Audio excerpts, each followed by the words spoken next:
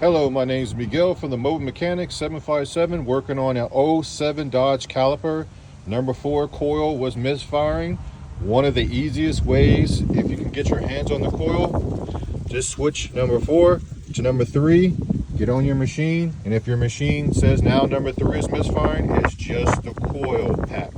You don't have to change all these extra parts, but you got to have something that could tell you in real time who was misfiring.